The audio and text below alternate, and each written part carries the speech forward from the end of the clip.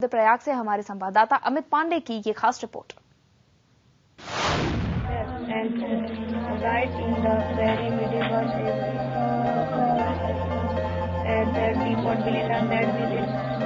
रुद्रप्रयाग के गब्बी गांव का ये छोटा सा कमरा ही अब इन बच्चों का स्कूल है। 16 जून को आए सैलाब में इन बच्चों का स्कूल सरस्वती शिशु मंदिर तबाह हो चुका है।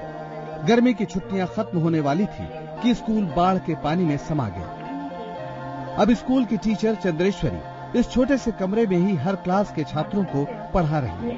अनेक भाषा नाम जननी सब स्थान रहे हैं, कुछ भी नहीं बचा है।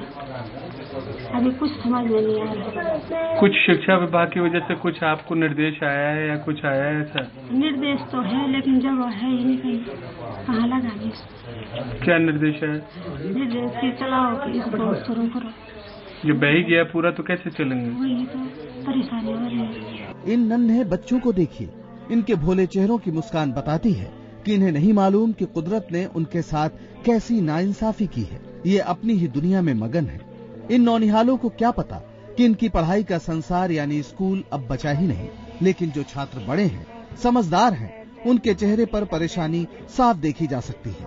8वीं में पढ़ने वाला हेमंत अब इस बात को लेकर फिक्रमंद है कि उसके भविष्य का क्या होगा, कैसे पूरी हो पाएगी उसकी बाकी स्कूली पढ़ाई। आगे देखता है वो तो सिर्फ आचार्य ही करेंगे, जो नई स्कूल खोल रहे हैं वो तो देखेंगे आगे। तो बाजार में ये नया किराए पे ले रहे हैं, वही खोल रहे हैं। जो हमने सोचा था वो तो, जो हमने नहीं सोचा था वो तो हो गया। आगे देखते हैं क्या होगा। जहां तक सरकार के उठाए कदमों का सवाल है तो इस दिशा में केवल 2 काम हुए हैं। पहला, स्कूल की छुट्टियां 10 जुलाई तक बढ़ा दी गई हैं और दूसरा, शिक्षकों को आदेश दिया गया है कि वे अपने स्कूल पहुंचे। लेकिन स्कूल बचा हो तब तो टीचर वहां जाएं।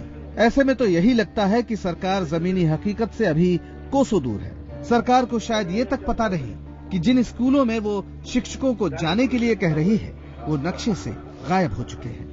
बच्चे देश का भविष्य होते हैं, लेकिन फिलहाल देश के इस हिस्से के इन बच्चों का भविष्य अंधकार में दिख रहा है। राज्य सरकार के सामने चुनौती है कि इनके भविष्य को संवारना, जिन्होंने अपने जीवन के इस शुरुआती दौर में सबसे भयंकर दौर देखा है। कैमरामैन विमल कुमार के साथ अमित पांडे, रुद्रप्रयाग, IBN 7। उत्तराखंड की तबाही ने नामालूम कितने मासूमों को अनाथ कर दिया है। पता नहीं इस त्रासदी में कितनों ने माँ बाप को खो दिया है और कितनों ने अपने अपनों को। कितनों के अपने इस दुनिया में है भी या नहीं, ये भी नहीं मालूम। देहरादून के अस्पताल में 3 साल की ऐसी ही मासूम का इलाज चल रहा है। इस मासूम की दोनों पैरों की हड्डियां टूट चुकी हैं। तबाही में ये बच्ची माँ बाप से बिछड़ गई। अब इस बच्ची के माँ बाप का पता नहीं है और ये मासूम खिलौनों के बीच होकर भी खुश नहीं है। रो रो कर इस बच्ची का बुरा हाल है और हर वक्त ये बच्ची माँ को ही याद करती रहती है।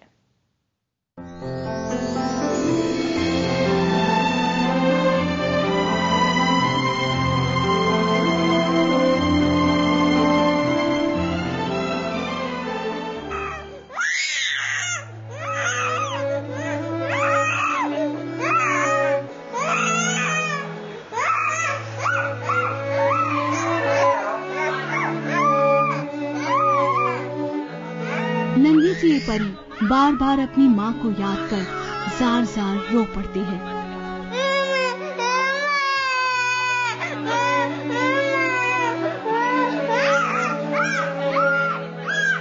फूल सी इस मासूम को उत्तराखंड की त्रासदी ने बड़ा दर्द दिया है।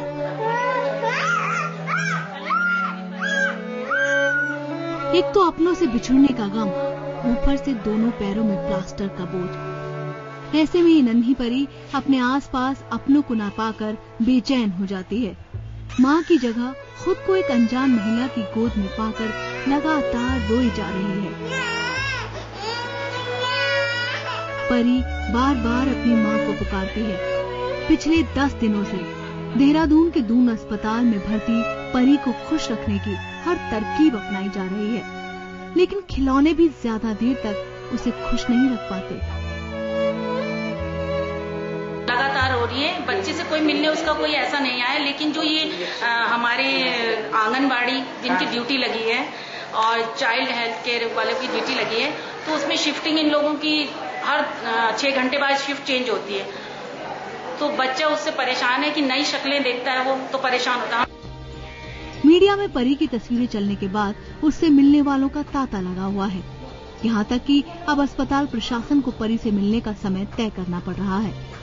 मुश्किल ये है कि मिलने वालों की बढ़ती भीड़ के चलते परी को इन्फेक्शन का खतरा पैदा हो गया है। 2 दिनों से उसे वायरल भी है।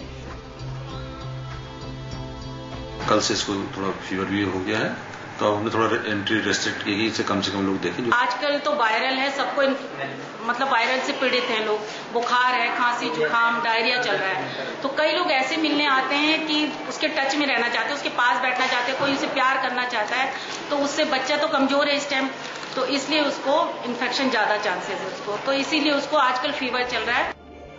किसी भी अनजान शख्स के पास आते ही परी रोने लगती है और माँ को पुकारने लगती है।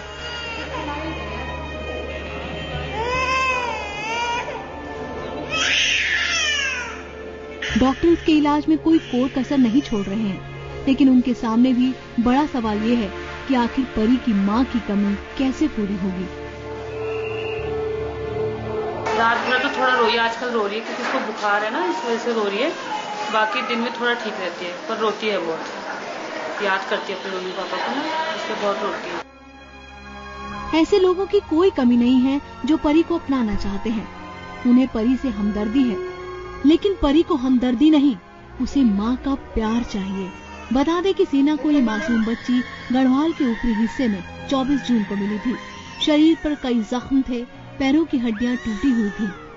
मासूम परी इतनी छोटी है कि अपनों के नाम तक नहीं बता सकती। लावारिस हालत में मिली परी अब चाइल्ड हेल्पलाइन की देखरेख में है। अभी तक न परी का असली नाम पता चला है, न उसके माँ बाप का नाम पता चला है, और न ही ये मालूम चला है कि मासूम कहाँ की रहने वाली है। ऐसे में परी अपने माता पिता तक कैसे पहुँच पाएगी, ये कोई नहीं जानता। देहरादून से संजीव शर्मा के साथ ब्यूरो रिपोर्ट IBN 7।